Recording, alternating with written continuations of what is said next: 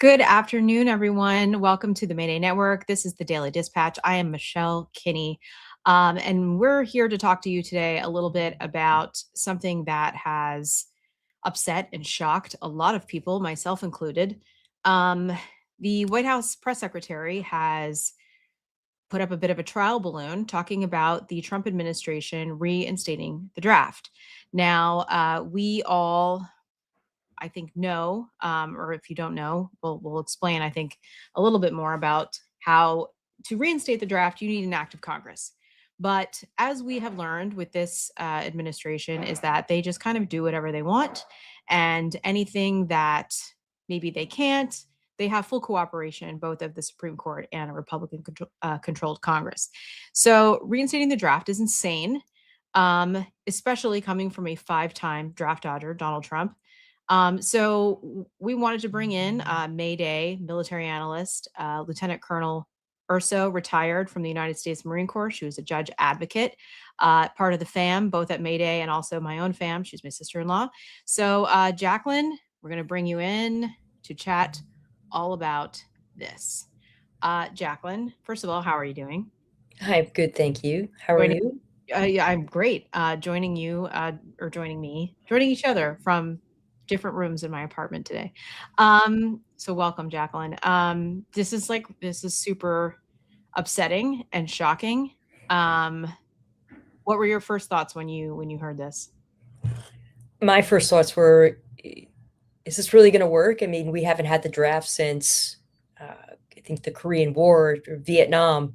And during that time, there was a mass revolt with the American society on a war that was not politically popular. And we're going to go down this route again. What is going to happen to our society, economically, socially, psychologically, what's going to happen. And so, I did a little bit of research and found out some historical stuff, found out some legal stuff, and kind of did some analysis on the psychological and emotional toll that may take as well. So, I'm really interested in digging into this conversation a little bit with you. Yeah, and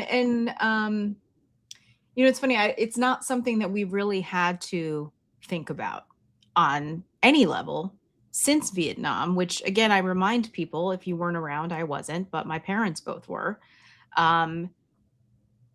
Vietnam was a poor man's war. It was a working class war. They were not sending the sons of senators to war in Vietnam. Hence the very famous song by CCR, Fortunate Son. It ain't me, I ain't no senator's son.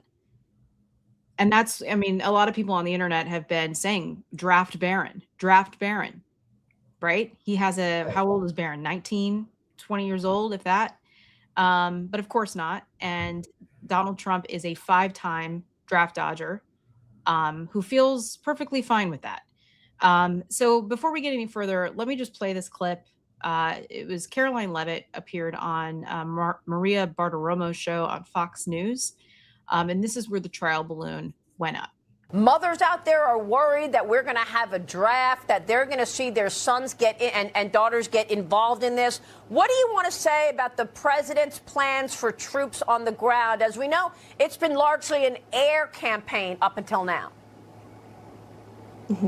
It has been, and it will continue to be, and President Trump wisely does not remove options off of the table. I know a lot of politicians like to do that quickly, but the president, as commander-in-chief, wants to continue to assess the success of this military operation. It's not part of the current plan right now, but the president, again, wisely keeps his options on the table.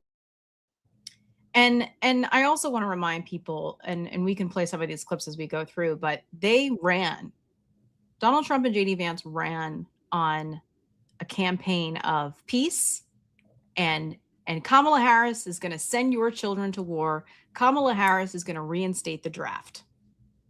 It's going to reinstate the draft. This is what J.D. Vance said in September of 2024. My honest guidance to those young men, and I think their concerns are very legitimate, but if you're worried about the world spinning out of control, if you're worried about a military draft, if you're worried about, God forbid, a world war, the best way to prevent it is to vote for Donald Trump. And I really believe that. And Donald Trump said this on election night. They said, he will start a war. I'm not going to start a war. I'm going to stop wars. Cool. So Jaclyn, what would it take? I mean, let's just say we had a normal president in a normal country in a normal time to reinstate the draft. What would it require? So could the United States realistically reinstate the draft today?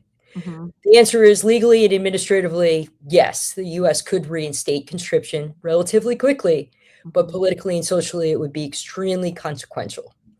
The legal framework already exists, right? The infrastructure is there. The draft still exists through the selective service system. So the key points that you need to remember is that nearly every male at the age of 18 must register. So the system maintains a nationalized registry and mobilization plans. But the key is that Congress would need to authorize the conscription. So legally, Congress does have the authority under a U.S. Supreme Court case that was settled in 1918, Arbor versus the United States, which upheld that Congress constitutionally has the authority to conscript armies. So administratively and legally, it's there. Congress would be the one that would have to authorize the conscription. Socially, politically, I think it's a nightmare. Yeah, it's a disaster. And I think that I'd love to hear your take on this, but you know, they seem to be doing a lot of things that are really unpopular and not caring.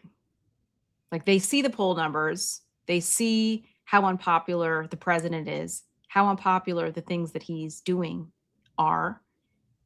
But it's not really stopping them. Why do you think that is?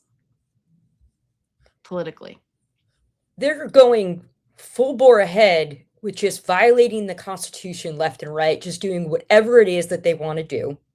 And then they're thinking that they're not going to have to pay the consequences because they're going to take over and commandeer the election. Mm-hmm. And they're not going to have to deal with the fallout of it politically. Right. So they're thinking that they can do whatever they want and they're not going to have to deal with the consequences. Right. I mean, that's what I think too. I think that they're just continuing to do this in a way that is chilling, because again, in a normal time, people in politics, people who look at polls for a living, and yes, he is a lame duck president, but it doesn't really matter either, because he's indicating that he has no plans on leaving. I want to play this clip actually when he was speaking to President Zelensky in the Oval Office. This was a number of months ago. I don't remember exactly, but within the last 6 months, he said this about war and elections. Half years from now. So you mean if we happen to be in a war with somebody, no more elections? Oh, this kid. I wonder what the fake. You like this idea? Yeah. No. Speaking of news. Yeah, I mean, let's just forget that it's in Ukraine's laws that they can't have elections while there's a war going on. But has there been a time in American history that we have not had an election because we're in a war? No, even during the Civil War, right? We had elections. Yeah. I mean, Abraham Lincoln was elected a second time during the Civil War. Yeah. So right. For practicality purposes, it has happened when there was war on our own ground between our own fighting states and our own fighting citizens. Right. So if you're living in a normal United States, with a president and political parties and following the Constitution and, the separation of powers, the political feasibility needs to be weighed. Reinstating the draft would likely require a truly existential national security threat. Right. And historically, drafts occurred during the American Civil War, World War I, World War II, the Korean War, and Vietnam War. Mm-hmm. And all involved major national security threats, major global wars. Right. So today, I could only see 3 instances where a potential draft may be reinstated. The U.S. homeland was threatened, was facing a collapse, or there was a World War III scenario emerging. And Michelle, we've been talking nonstop about all 3 of those potentially happening all at once. Exactly. It almost seems like, well, if this doesn't work, we got this one. we talked about this the other day, and we've been talking about it just amongst ourselves, is there was a joint statement, a report from, I believe, DHS, or at least our, FBI, and intelligence communities, saying there is a threat to the homeland because we have sent our troops to war in Iran. There are now 17 countries involved. Maybe there's more now. Last I checked, there were 17. That certain and they didn't want to release it. The White House put the kibosh on it, and said that, we don't want to tell state and local governments. That's awfully convenient, don't you think? So yeah, my question is, are they doing it on purpose? Are they suppressing the intelligence to kind of bait the American public into thinking that everything is okay here for us to have a surprise attack coming in, with a left hook, so that they can then use that as justification for the United States homeland to be under threat and have another draft, so that we can get into a kinetic World War III with boots on the ground, kind of like a unification of the American society after September 11th. That's the most recent, demonstration, I think, of an American public being fully united, behind a military operation when we went into Afghanistan. Right. And going into Afghanistan, we went in under Article 51 of the UN Charter, which was under self-defense. So internationally, we were covered. And then it eventually turned over into an Article 39, a UN Security Council resolution, for us to continue our military operations, for the kind of buildup of the Afghan government. And we also had a authorized use of military force under Congress. So I potentially think that they may be kind of suppressing some intelligence and information, and we're living in this black hole with, government censoring the news, so that we are surprised by a left hook to kind of garner that national support to maybe potentially, have a unified front and support behind a draft and a World War III with boots on the deck. It's going to be a mess. And I'll pause right there for more of a conversation. Yeah, I mean, this is where his base pisses me off to no end. Not are they willfully ignorant and following this man to their deaths, to all of our deaths. If we didn't learn during COVID, right? Slow the testing down, don't test. If there's no testing, there's no COVID. And in this case too, it's like, if we don't talk about the intelligence, it doesn't exist. In the months leading up to September 11th, there was intelligence that was given to the United States government saying that bin Laden was determined to attack the United States. Do I think that that was willful? I don't think so. I hope not.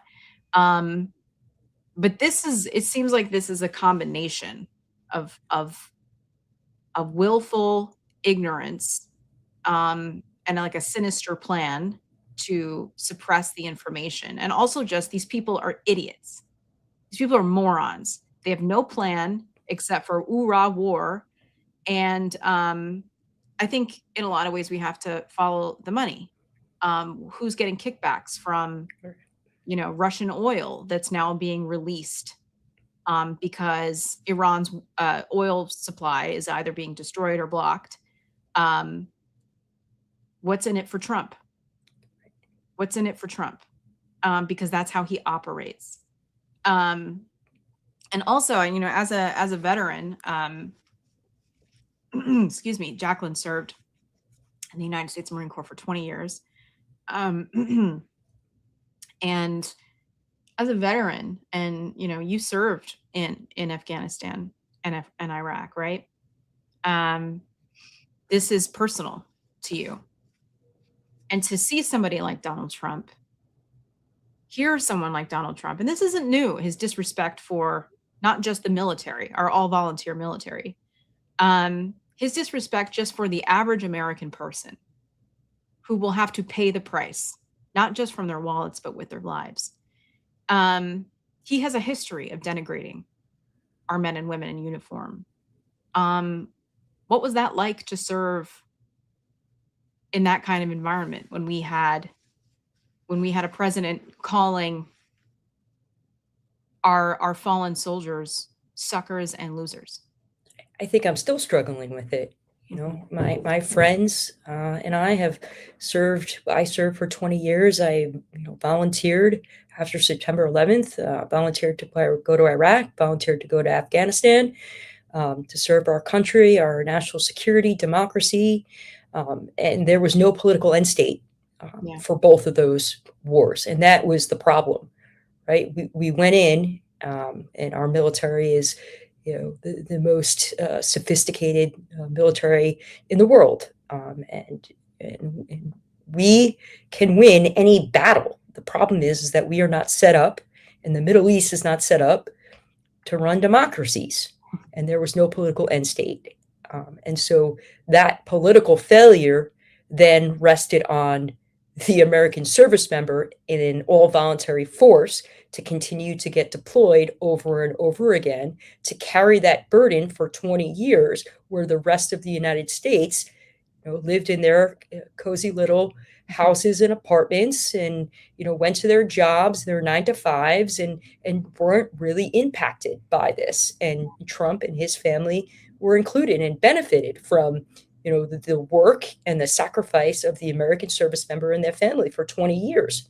Yep. And then to blame it on the service member, and especially DEI, saying that we lost the long wars because of DEI. Right. Well, that's me. We lost because of people like me who sacrificed so much, who trained, who put my life on the line. Who advised you? And now you're going to blame it on me because I'm a woman? Right.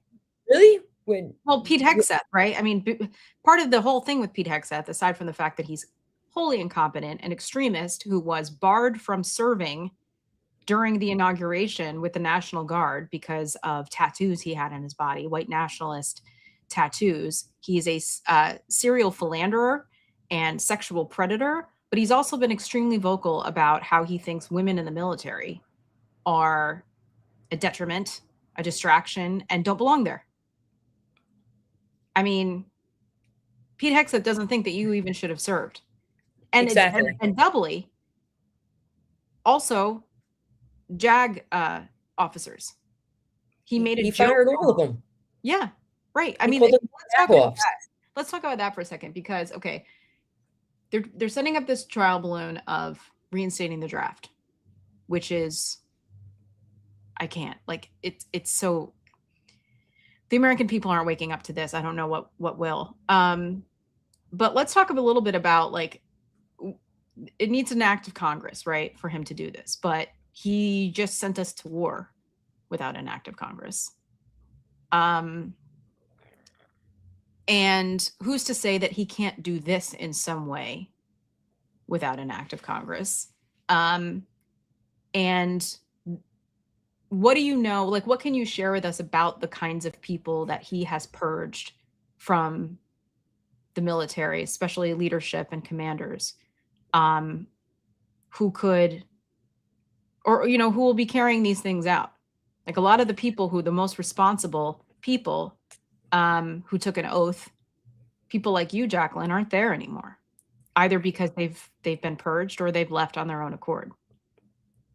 I can't really speak on somebody else's behalf. I can only speak from my own experience, but I decided that after 20 years, and I saw kind of the writing on the wall, that I recognized that I no longer had a place in this United States Marine Corps, in this military.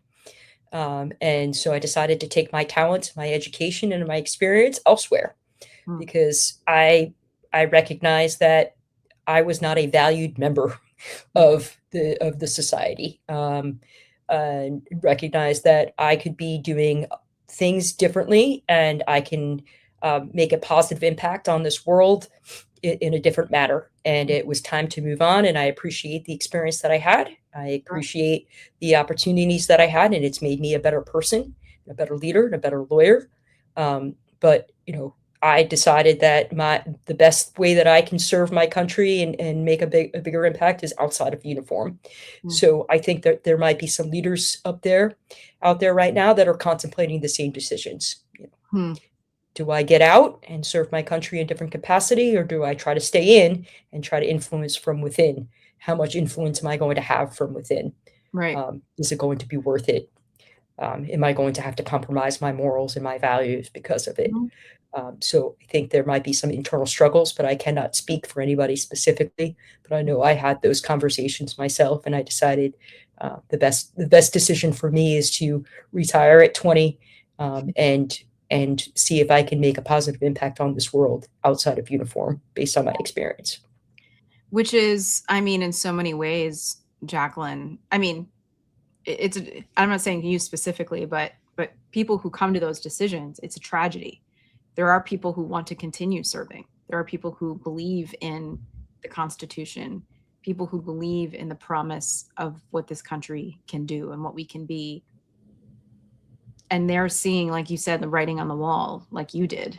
What kind of people are left over? Deep breaths. It's not enough for people that are retirement eligible just to retire. There needs to be somebody with a backbone that can make a statement that's going to stand up for this. Because if you look at the former commander of Southcom, he retired. Right. You go back and you look at who else is retired. People have chosen to retire because they've disagreed with this administration. And so those that are left have probably had some type of loyalty test one way or another. Right. And they're in positions of authority because they passed that test.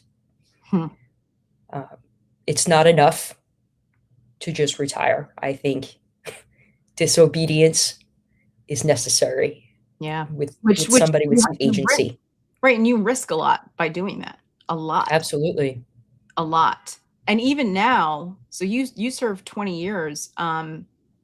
If we were to reinstate the draft, could they call someone like you back? Yes, I am in the what's called the IRR until I reach 30 years. So between the 20th year that I retired and the 30th year, I'm in the IRR, which is the individual ready reserve, and I can be pulled up to active duty again and put back in uniform at any point in time. So this will impact me. Just wondering, if we do go into a World War III type scenario, if I'm going to get pulled back on active duty. I mean, that's terrifying, and we have to do everything in our power to make sure that does not happen. Tree McGreen 714 just asked in the chat, is our military being controlled by white Christian nationalists? I'll let you answer from your perspective, but there was a story that just came out a week or two ago, very recently, when this all started, when we went into Iran with airstrikes.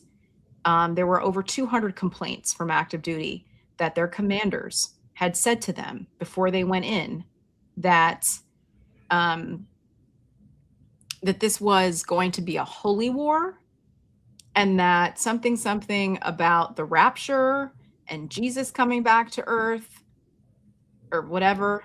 I don't do religious stuff, so I don't know. I'm saying things that don't make any sense to me in so many ways, but like, that's crazy. And yes, that was coming from commanders, right? I mean, you were a lawyer in the Marine Corps. Did you see any uptick that you can speak to, uptick in extremism, politically or religiously within the ranks? It's been a few years now. I do know that while I was there was a training session that occurred I think it was after January 20th. There was a mandatory training stand down for extremism that we all it was required for us to go to. And the leaders within the organizations that were required to provide that training. So I was part of the leadership staff that provided that training. You said January 20th. Was that when Joe Biden became president? January 6th, I'm sorry. January 6th. January 6th. Then yes. Yeah, January 20th. I mean, yes. It would be soon after that, so that makes sense. Yeah. So it was somewhere around right after January 6th. If I remember correctly, there was a mandatory extremist training that we were all required to take. Sure. I haven't been in 2 years now, a year and a half. So I cannot speak to what's going on now. I only have the open source information that I'm reading, just like Michelle is. Yeah. So I really don't have any real-time information to provide on that. I'm not informed. Okay. Fair enough. And a lot can happen in a couple years, right? So, especially now that so many people have been purged. Bree Fram, who was a colonel in the in Space Force, Julie and I had on our podcast. She is a trans woman, had served over 20 years.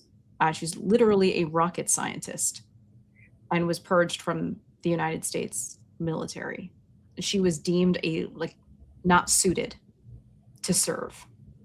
When the vast majority of Americans make the choice not to serve, and you have someone who does and does it well, and we have somebody like Pete Hegseth I mean, every time I see that guy, I get pissed off and my blood pressure goes up because I'm like, stupid, dumb, not completely dumb, but like dumb enough, like very unqualified to be doing his job in every way, shape, or form, and clearly has a substance abuse issue, is emotionally unhinged, and is very insecure, and he's bossing around people that in a normal world he would never be bossing around, not ever.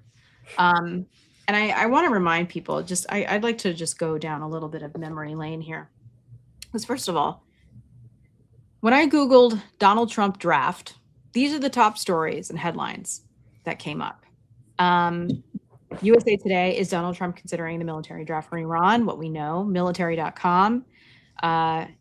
Could there be a military draft? Trump administration says it's on table. There's another headline from CNN, similar to Yahoo, which also includes Marjorie Taylor Greene, who I'll show that tweet that she wrote here in a second. National Review, which is more right-leaning, says, of course, no, Trump cannot unilaterally reinstitute the draft. Well, the people at the National Review are part of the reason that we are in this place to begin with, so we're not going to listen to them. And to Julie's point, the litmus test of whether it's made its way into the, into our culture is people.com, who published 4 to 5 hours ago, Trump has not ruled out a U.S. military draft amid Iran war. So people are going to be reading that headline while they're at the doctor's offices, at the nail salons. So people will be talking about this. Here's the tweet that Marjorie Taylor Greene, famously anti-war, America First, Marjorie Taylor Greene says, by the way, a bunch of psycho Republicans want to not only draft your sons, but your daughters too. Send Lindsey Graham, Mark Levin, and Laura Loomer, and all the murderous, bloodthirsty maniacs that support this America last war. Now, there is another tweet that she wrote below this that said, over my dead body. I hate having to agree with this woman. I don't enjoy it, but she's right about this. And here is a headline from 2020 from NBC News. This is John Kelly, who was chief of staff, who lost his son, active duty. He himself is a veteran. He confirms Trump privately disparaged U.S. service members and veterans. Oops. And that is my phone ringing. Should have put that on Do Not Disturb. I apologize. Trump called fallen soldiers suckers and losers during his presidency, according to a 2020 report in The Atlantic. And here he is just a couple days ago. As the bodies of fallen soldiers in Iran came back to the United States to be laid to rest, he showed up in a baseball hat. Because that's what he thinks of our service members. There's one thing I know When somebody dies, you take your hat off. Take your hat off. And that's even if you're just a regular human being. But he showed up with a baseball hat on because he has absolutely no respect. And I think we have to look at all of this, Jaclyn, with all the context of everything we know about this guy. Draft dodger, everything he has said about the military, both privately and publicly during his first term and since then, taking Purple Hearts from people, saying, oh, I've always wanted one of these, because he never wants to actually sacrifice anything. He just wants the award. He just wants the trophy. And this is what he said about John McCain. I believe this was in 2015. I believe it was 2015. Call him a dumb. Is that appropriate in running for president? Okay, you got to let me speak though, Frank, because you interrupt all the time, okay? 15,000 people showed up to hear me speak, bigger than anybody, and everybody knows it. A beautiful day with incredible people that were wonderful, great Americans, I will tell you. John McCain goes, oh boy, Trump makes my life difficult. He had 15,000 crazies show up, crazies. He called them all crazy. I said, they weren't crazy. They were great Americans. These people, if you would have seen these people, I know what crazy is. I know all about crazies. These weren't crazy. So he insulted me, and he insulted everybody in that room. He hit me. Hero. He's not a war hero. He's a war hero. He's a war hero. 5.5 years. He's a war hero because he was captured. I like people that weren't captured, okay? I hate to tell you. Do you agree with that? He's a war hero because he was captured, okay? You can have, and I believe perhaps he's a war hero, but right now he said some very bad things about a lot of people. Maybe we could talk a little bit about the practical military constraints and how a draft in today's military environment may impact the American people. Mm-hmm. Because even if it's authorized, the modern warfare imposes new constraints. We're not back in a World War II type mentality. So you're going to have some training bottlenecks there, right? Modern soldiers require extensive training. We're needing advanced communication systems, cyber warfare tools, complex weapon platforms. So we're not talking about just training infantrymen 8 to 12 weeks. We're talking about training modern training pipelines, often occurring between 6 and 18 months for many specialties. So it's going to be a drawn out pipeline. And this means drafts would likely occur gradually, not in a massive surge. So, getting into a type of World War III scenario, we're not going to immediately have troops going from ship to shore and having a mass, military formation on the ground. It's going to be more drone and AI and complex weapon system oriented. The technological warfare reduces the need for mass infantry. We're going to need drones, cyber operators, satellites, long-range missile systems, AI-enabled targeting. So those individuals that have some type of training or college education on electronics are going to be the ones that are probably going to be specialized in these types of drafting. This means the quantity of personnel matters more than the sheer numbers. So, you think about, Iraq and Afghanistan, we had less than 200,000 troops deployed all at once. So I don't necessarily see us in a World War II type of D-Day mentality right now. But, if we do this training pipeline, eventually we could get to that level if things go down that route where our long-range missile systems, our satellites, our cyber operations, our drones are all knocked out and we no longer have that capacity. We're going to have to throw bodies at boots on the ground. Boots on the ground, which, Iran is much bigger than Iraq, right?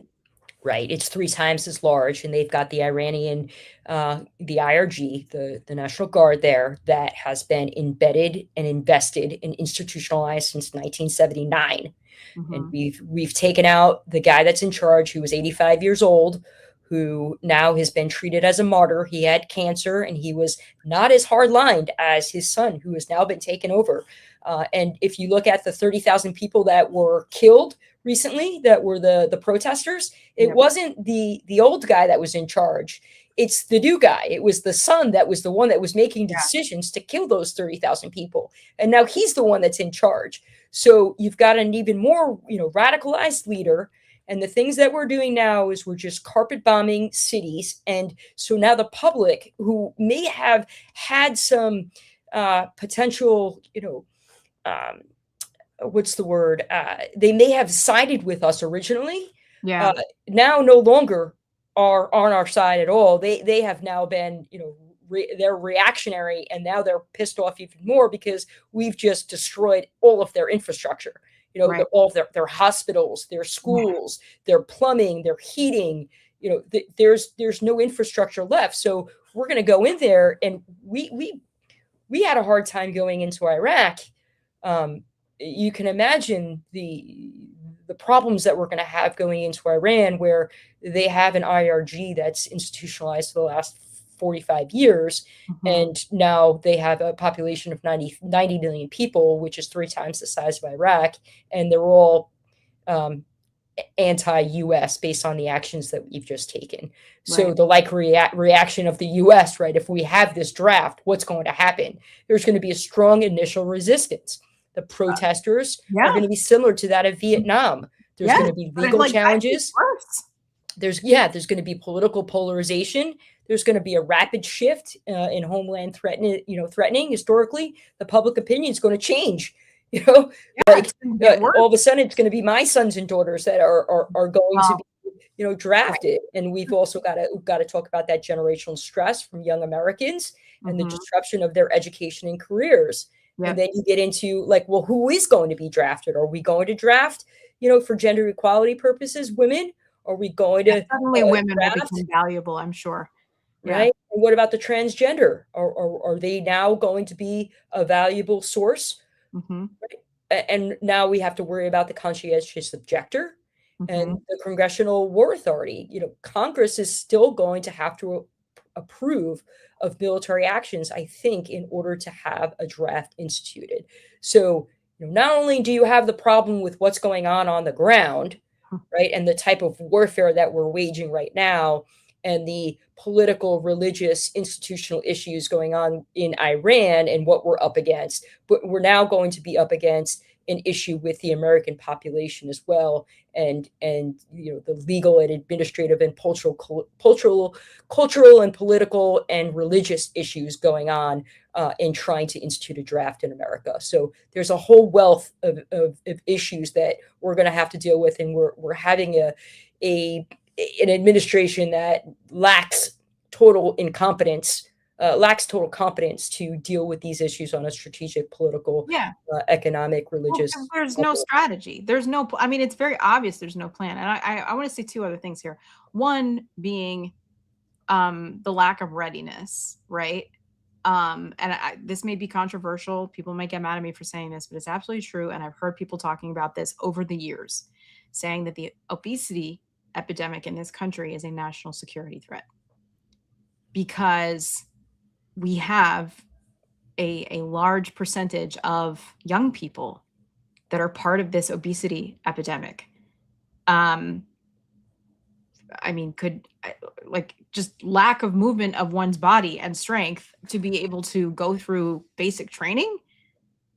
That's real. That's real. And also, let's talk about the fact that between the draft, between anything that's going to happen with it and anything that's happening now, currently, we don't know what's happening because we have a black hole in our press when it comes to the Department of Defense, because they purged every single mainstream legacy media outlet from covering this Pentagon. And they installed a bunch of right-wing influencers, including Matt Gaetz is part of that press pool. They have a bunch of 20-something young Nazis with microphones taking selfies in front of the podium. That's who we have covering this war. So we don't know what's going on. We don't. And there were reports of a hospital. Let me see if I have this screenshot here. I guess I don't know that I do. Let me see. No, I don't have it. But we talked about this earlier, you and I, just privately. There's a hospital in Germany that is the country's largest labor and delivery hospital, if I'm not mistaken, that has basically ceased all operations and is keeping themselves open for this conflict, quote unquote, war. I think if you're 37 weeks gestation, you're going to be referred out to community care.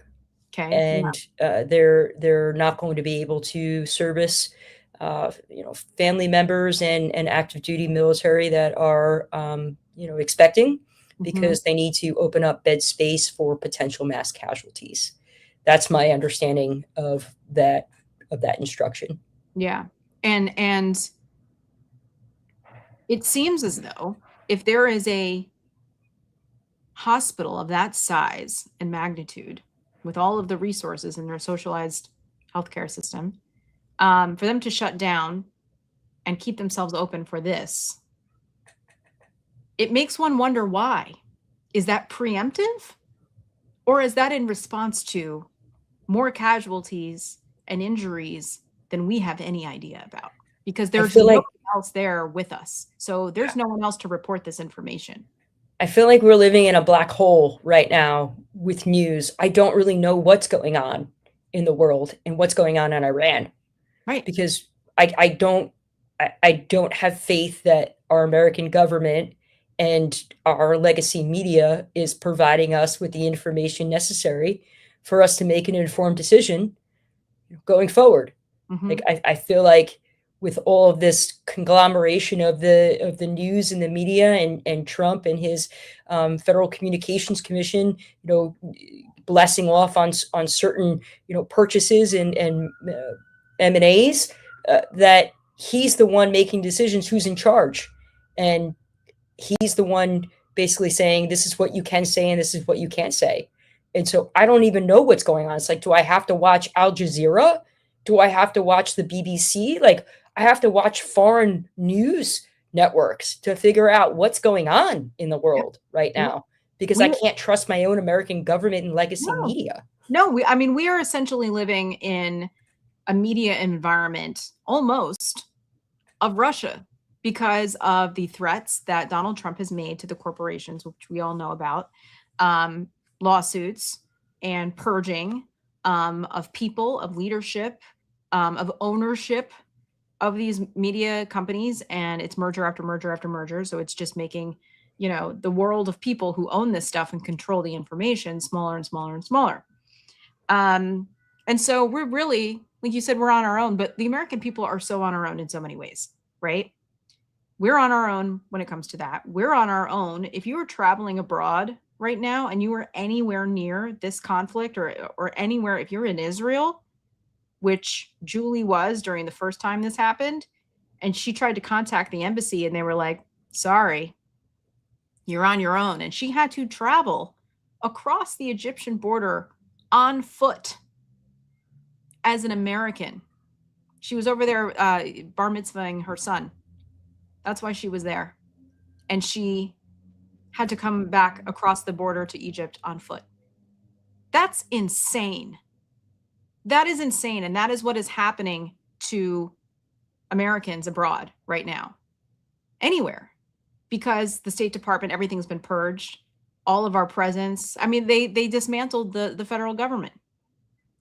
All of the things in place. I mean, and we were talking about this too, is like when they quote unquote changed the name of the Department of Defense to the Department of War, which is not real, right? I mean, they spent millions of dollars to go change the logo and everything, but it's not, because again, you need an act of Congress to change that. Is that right? Okay.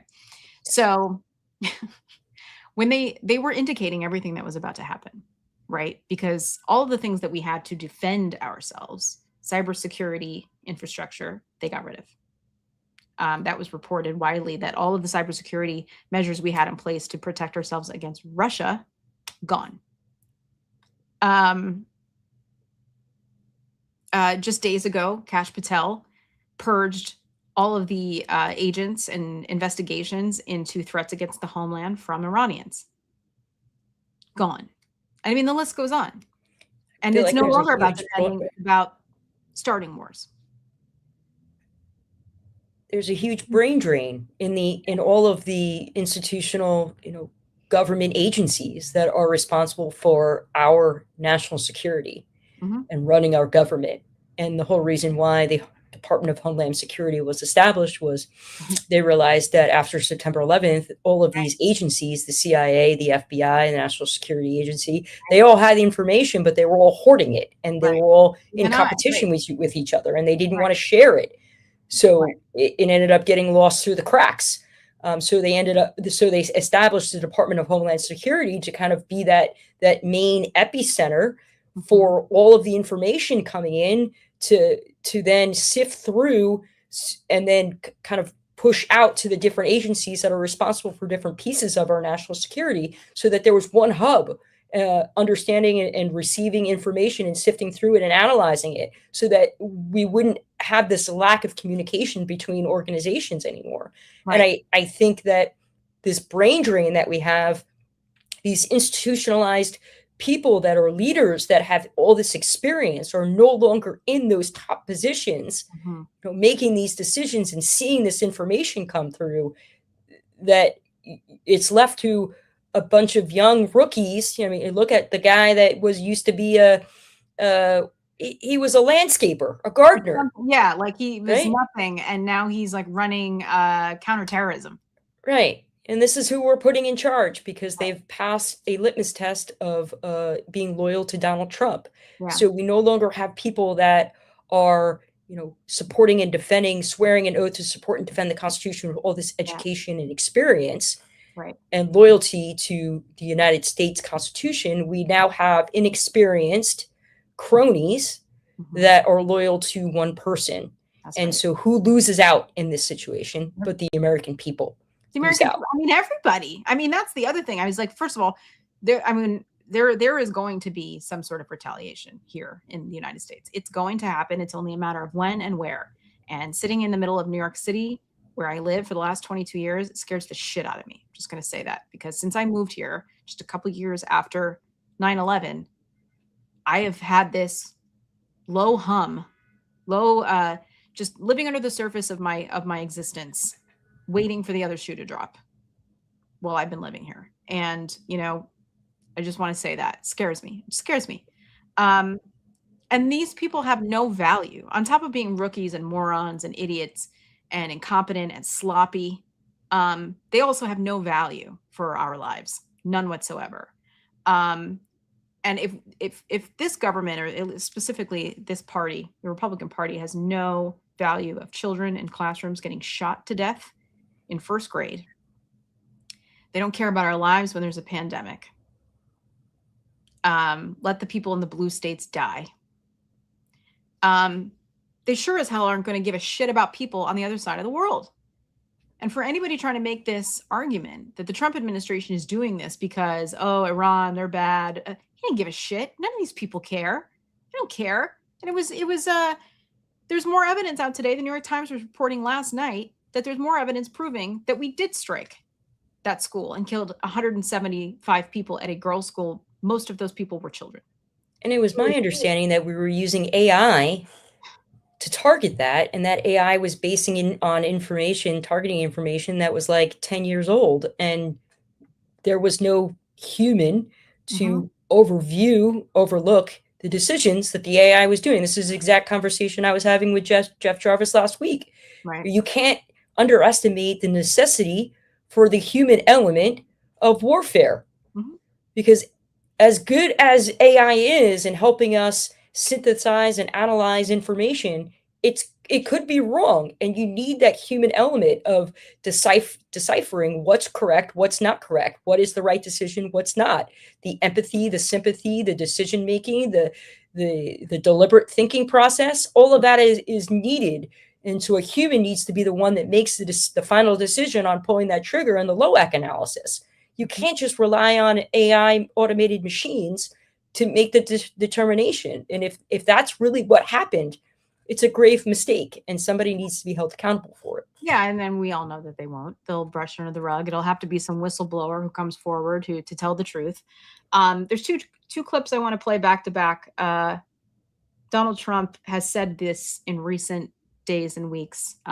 We just play the first one, and then the second one, I believe, is when he was addressing the public about what was happening, and he also was wearing that stupid hat.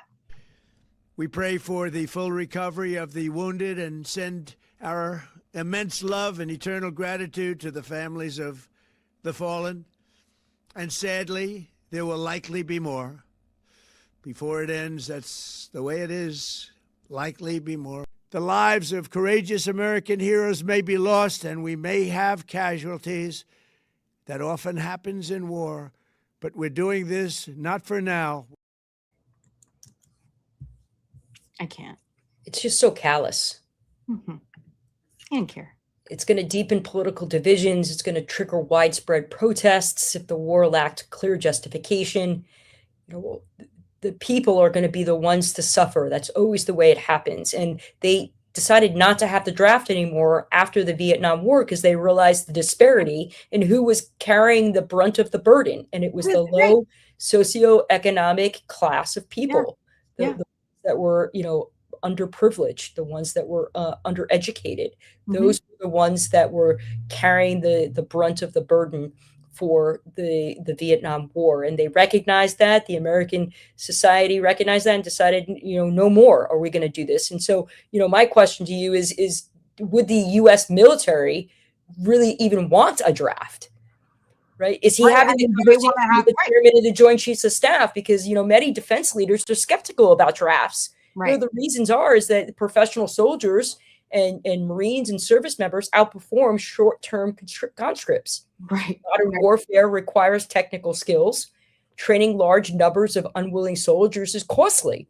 Right. So the military often prefers an expanded volunteer recruitment, contractors, and automation and robotics with human, cover and decision making, in lieu of just automatics, before resorting to conscription. So is he even having the deliberate conversation with those military leaders on, the positives and negatives of having a draft? Not only, how do we do this? How is it going to impact the American society? Legally, how are we going to do this? Politically, economically, socially, but is this the preferred route as well? I don't think any of those conversations are being held at the strategic level. No, and let me ask you this too, because I think this goes far beyond Iran, right? I mean, yes, Iran is the thing on our minds because it's happening and it's illegal and all of, it's dangerous, it's wrong, but there's other things going on. We've already gone into Venezuela and tried to do regime change there unsuccessfully, really. There were strikes against Ecuador in the last couple of weeks, and now he's saying that we're going to be going into Cuba.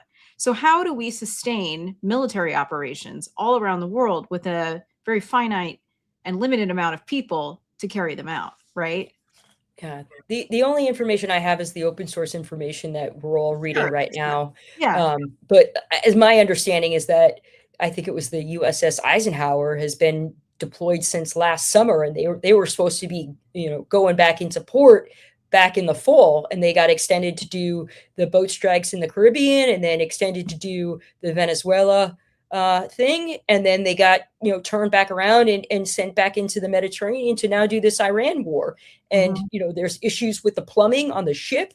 There's, people, Navy sailors saying that they no longer want to be part of the Navy because, they have been away from their family for so long.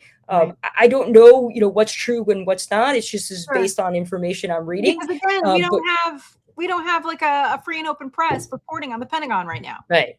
But I feel like we're spread so thin. Yeah. And you only have, a certain amount of active duty service members, and they have been bearing the burden of war in Iraq and Afghanistan for the last 20 years in Operation Enduring Freedom and small little deployments all over the world for the last, 20, 30 years.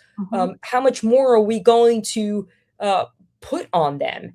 And now we're spreading ourselves so thin, we're in multiple hemispheres and we have no allies.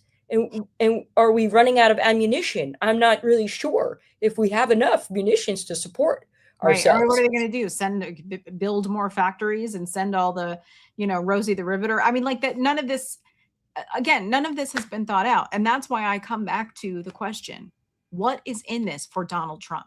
What is the kickback? What is the kickback? Because if there was a world war, I don't even know what side we would be on. Because even if we were in this axis of evil, quote unquote, with Russia, China, North Korea, whatever, right now, Russia is giving intelligence to Iran about the location of U.S. military and striking us and killing our people. And Donald Trump has then just opened up Russian oil reserves to be sold to, I mean, that's where I'm like, follow the money. And I hate to say this because there's so much more going on, but it's like, what is in this for Donald Trump? What is in this for Tulsi Gabbard? What is in this for JD Vance and the rest of these assholes? What is in it for drunk ass Lindsey Graham, who's going on Fox News every night, slurring, saying, we're going to kill everybody? It's bananas. But really, Donald Trump doesn't do anything that is not for him. Whether it's his ego or his pocketbook. That's all he cares about. He's got his son-in-law who's totally in bed with a whole bunch of those in the Middle East, getting money hand over fist. He's designated Kushner as his representative to negotiate with, with Iran. And then it went south but there was conversations that Iran was having saying that we're making progress. I mean, did he tank the negotiations on purpose just because he knew that, he was going to be making more money because of this? There's such conflicts of interest left and right. You've got North Korea already providing troops to Russia in the Ukraine conflict. You've got, I think, information with China now, entering into this war in from an economic standpoint, with Iran providing, financial support, if I remember correctly. So the alliance is already starting, to form here. I think it's going to take some more time. I don't think that, that axis is ready to take complete military action on certain targets that they have for their own, national perspective, but you can see things are starting to coalesce, and we are more and more isolating ourselves from the Western, democratic society, and the society that we were the foundation of in the NATO alliance and the UN Charter after World War II. That liberal world order where we were the ones that were kind of the keystone to that liberal world order. And now we've isolated ourselves so much that we're the ones starting a World War III here. It's just it's crazy for me to think about how in 20 years, things have flipped on its head. And really in the last 10 years, how reality has shaken so much that it's no longer the reality that we were dealing with. And it's just, Trump has put the world on upside down. I mean, Jeffrey Epstein, in the Epstein files, there was an email that he sent to Larry Summers, who worked under, was in the Bill Clinton's, it was Bill Clinton, right? Cabinet. And he said that, and I'm paraphrasing because I don't know exactly, but it was something like, I've seen a lot of horrible people in my life, but none as bad as Donald Trump. He doesn't have a decent cell in his body. Really dangerous person. That's what he said. Jeffrey Epstein sent that in an email. Of all people, right? Of all the people. Of all the people. And this was in, I just want to play this clip too. Because again, it's just like, and the American people were like, yeah, more of this, please. He said this during the campaign. Anybody like to be drafted in the audience? Because that's what they're doing. She's already talking about bringing back the draft. She wants to bring back the draft and draft your child and put them in a war that should never have happened. Remember, I mean, holy shit. It's like every accusation is an admission. Yes. Always with this guy. I mean, always. That's why sometimes when he even just like, casually mentions things about Elon Musk helping him win the election and all this, I'm like, what's going on here? Because he can't keep his mouth shut. And again, it means that he was probably talking about it earlier that day, because Kamala Harris did nothing of the sort. And that was a big talking point. If you go on Twitter and you, Stephen Miller, J.D. Vance, Donald Trump, Don Jr., all of them are saying Kamala Harris is going to start World War III and he's going to draft your son. Right. And here we are. And here we are. We have conflict with, in Europe with Russia and Ukraine, and they're itching to, the Baltics maybe next.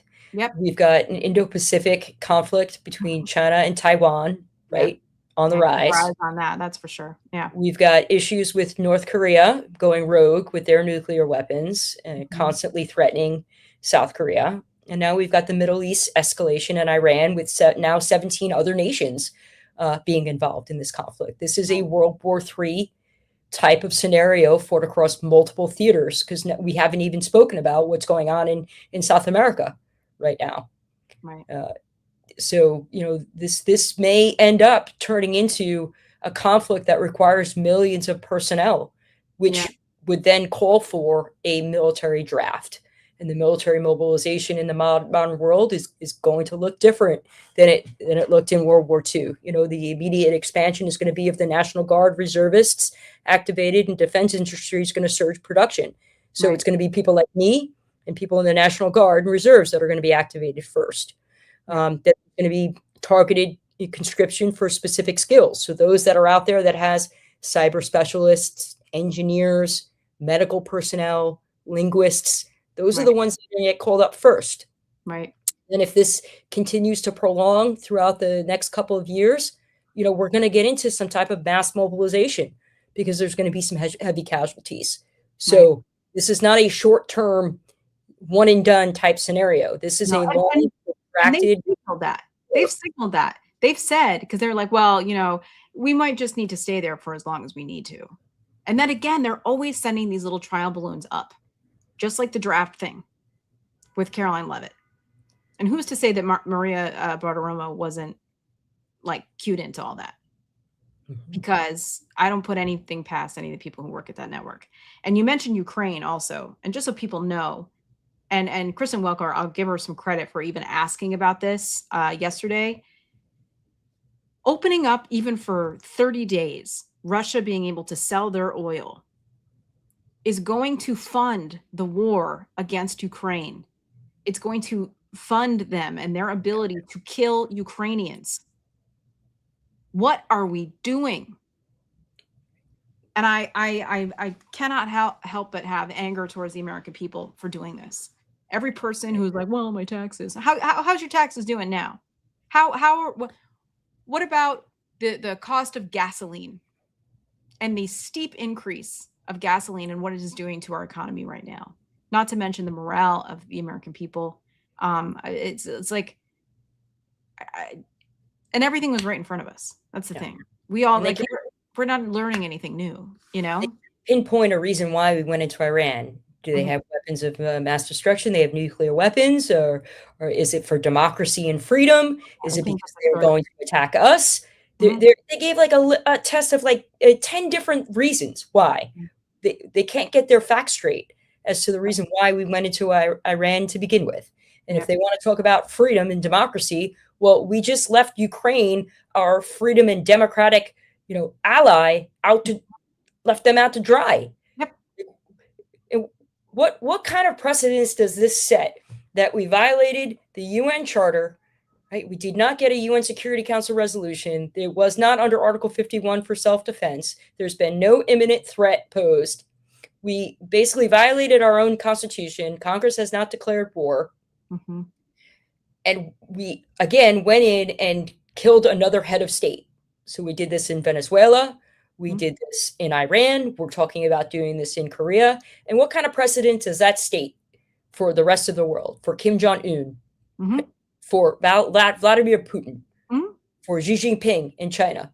Right. So they're looking at us going, well, these are the guys. The U.S. was the pinnacle force, right? Yeah. The keystone that was holding the whole liberal world order together. And now they're just violating international law left and right and killing heads of state. Yep. So now it's no holds bar. I can do whatever I want. They're doing it. Why can't I? Yep. And this all started with us bombing fishing boats off the coast of the Caribbean and then killing survivors. Kill them all, Pete Hegseth said. So there's no amount of like UN charters or international law or, I mean, it's they don't care about anything. And to your point, yeah, it's just sending a message to the rest of the world like you don't have to care either. Because we don't, and let's just kill all the people and you know, get all the money for ourselves and you know, there'll be a human cost, but who cares? Who cares? Right. Who cares? And at the end of the day, it's the American public and the rest of the world. And the American public's going to bear that burden of war that he's committing us to. And you know, we've gutted out USAID, the CIA, the FBI. We have nobody on the ground now, you know, over there, you know, helping us trying to figure out and how to navigate the scene. We're indiscriminately just bombing. Right. And there's been, I haven't, you know, is there a LOAC analysis going on at all? I don't know. Right. And USAID would have a huge role to play in something like this, not to mention Voice of America, Farsi. I mean, there is no news even getting to the people of Iran right now. There is no information coming into them and at all. And, you know, I just for really quick want to play this clip. And this is from a couple weeks ago when we first went in. This hasn't been since the draft news, but Senator Mark Kelly, who I know you met recently, I have all the respect in the world for this man for every reason and his enormously long resume of service to this country. He's always been a pretty even-keeled guy, you know, just kind of steady. But when Pete Hegseth threatened him, I think that awoke a giant in him. He's been a lot spicier, I think in a good way, a fighter. And he was on Lawrence O'Donnell a couple weeks ago. And I just, about the choice and the decision to send our men and women into combat. Yeah, Lawrence, this is such a consequential decision to send young men and women off to war. I remember back in 1991, right before the first Gulf War, I was a pilot on an aircraft carrier, and I remember how hard it was on my commanding officer. He wasn't the guy who even had to make the decision. He was just in charge of a bunch of young pilots and bombardier navigators, and it was really, really challenging for him because he knew that there was a reasonable chance that some of us weren't going to come back. And this president is down there at Mar-a-Lago. He's talking about his ballroom. I presume he was playing golf, and now we're, you know, 3 days into this thing, and he doesn't seem focused on it. This is like the most serious stuff that a president ever does, is send people off to, you know, to fight overseas. And in this case, you know, what I see is no plan. There's no end game here. There's no strategic vision for what we're supposed to get out of this and how it's supposed to end. And what I worry about is escalation, where we wind up with troops on the ground in Iran fighting who even? The IRGC? You know, I think the president at this point really owes it to the American people to have a serious discussion about why has he decided to do this. I mean, he's awesome. He's listen, I hope he runs for president, assuming we have free and fair elections and we continue to. I hope that he runs for president because I like him a lot. He is awesome. And I know that every time I plan to do these things, I'm like, let's go live for 20 minutes. And then it turns into an hour. over an hour. But I just think that this topic is just so enormous and so consequential that it really deserved our time and your expertise and experience in all of this. And there's a couple of things I want to play on our way out. First, we were talking about Russia and our history with them. We are launching a new podcast here at the Mayday Network. We're dropping our first episode on Thursday. Jaclyn, Lieutenant Colonel Urso, retired, is part of this. It is also Adina Jankowicz, Olga Lautman, Julie Roginsky, Craig Miller, and Jeff Jarvis. We're rewatching The Americans, and it's called The Illegals, the Americans Rewatch podcast. And we are bringing to the table not just our points of view about the show itself, the performances, the music, the wigs, all of that, but also expertise. Someone like Jaclyn bringing her expertise in what she's done in the military. Julie herself was a refugee from the Soviet Union. Olga Lautman, an expert. Nina Jankowicz, an expert in disinformation, banned from Russia also. So I just want to play a trailer here for the new podcast that we're doing, The Illegals. Once upon a time in 2013, a television show debuted on FX about deep-cover Soviet spies living quietly in suburban America, part of what the KGB called the Illegals program. It was a different world then. Barack Obama was president. And then, of course, there was this. Russia, I indicated, is a geopolitical foe. And I said in the same paragraph, I said, and Iran is the greatest national security threat we face. In the 1980s are now calling to ask for their foreign policy back. You know, the Cold War's been over for 20 years. Back then, the Americans felt like history. How quaint. Now, it feels like it was a warning. Russia, if you're listening, I hope you're able to find... Welcome to The Illegals, the Americans Rewatch podcast. A deep dive into one of the greatest television dramas ever made, and the real history behind it. Each episode, we rewatch The Americans with historians, Russian experts, disinformation researchers, and people who lived through it, including a Soviet refugee, intelligence experts, cultural critics, and storytellers. We'll discuss all of it, the music, the performances, and yes, we will absolutely be discussing the wigs. The Cold War didn't just shape our history. It shaped the world we're living in right now. The United States won the Cold War. Or did we? The Illegals, the Americans Rewatch podcast. Launching soon from the Mayday Network. So everybody check that out. The first episode drops Thursday morning. It will be here on YouTube as well as Apple Podcasts. And we got a couple episodes in the hopper already. So, we've recorded our second one last night. So we're really excited for all of you to join in our watch party. Jaclyn, thank you so much for being here and taking the time. I'll see you, I guess, in a minute in the living room.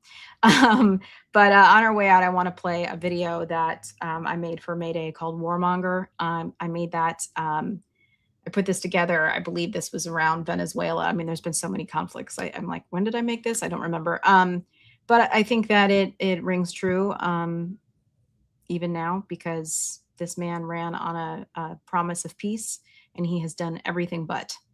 So I'm going to play that on the way out. Everybody, please like and subscribe to the Mayday Network. It helps us immensely here, get the word out and help us bring more content to you and experts like Lieutenant Colonel Urso here to come and join us. So everyone, like and subscribe. You'll be also the first to know when we do go live and we schedule these out. So we'll see you all very, very soon. Jaclyn, any parting words? Yeah, just bottom line at the bottom, right? Reinstating the draft is legally feasible, but politically and strategically complex. The key considerations that the president and his administration should be considering is The U.S. retains the legal framework for conscription. Modern warfare reduces the need for mass infantry armies. The draft would likely occur only during a major global war, and if implemented, it would profoundly reshape American society, politics, and civil military relations.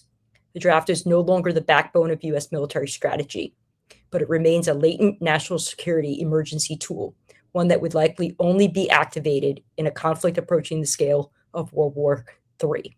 So keep your eyes out, and Michelle and I will be back if anything new happens. That's absolutely accurate. Jaclyn, thank you so much. Everyone else, we'll see you really soon. We will measure our success not only by the battles we win, but also by the wars that we end, and perhaps most importantly, the wars we never get into.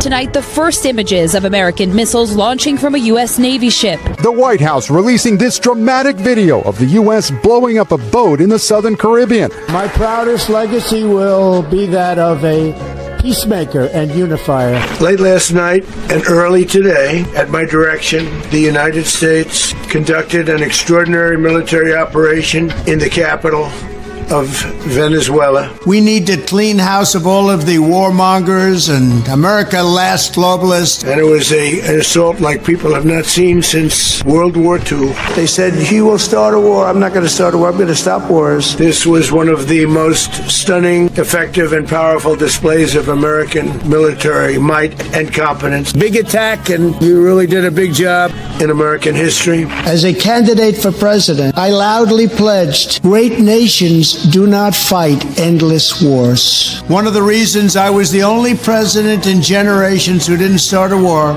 is that I was the only president who rejected the catastrophic advice of many of Washington's generals, bureaucrats, and the so-called diplomats who only know how to get us into conflict, but they don't know how to get us out. So we are going to run the country until such time as we can do a safe, proper, and judicious transition.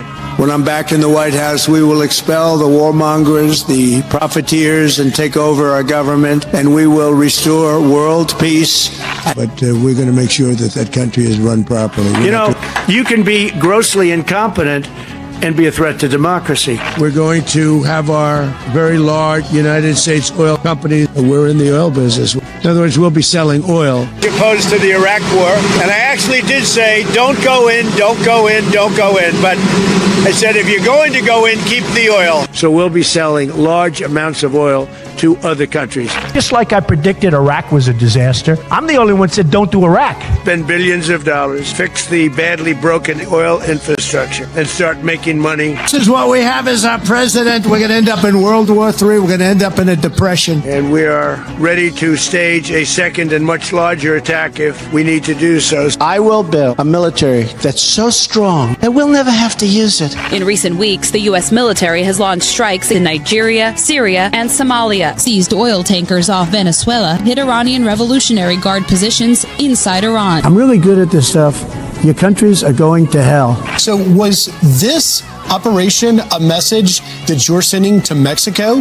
Something's going to have to be done with Mexico. And I think Cuba is going to be something we'll end up talking about, because Cuba is a failing nation right now. Yeah, look, if I lived in Havana and I was in the government, I'd be concerned. He's also threatening to annex Canada. Frankly, Canada should be the 51st state, okay? It really should. Canada should honestly become our 51st state. And invade Greenland and take over Panama. Greenland. We have to have Greenland. We need Greenland. Actually, we need Greenland for national protection. It's not a question of, do you think we can do without it? We can't. They say that Denmark was there 300 years ago or something with a boat. Well, we were there with boats too. We're not afraid of boots on the ground if we have to have. We had boots on the ground last night at a very high level, actually. We need Greenland for national security and international security. The world needs us to have Greenland. And the Monroe Doctrine is a big deal, but we superseded it by a lot, by a real lot.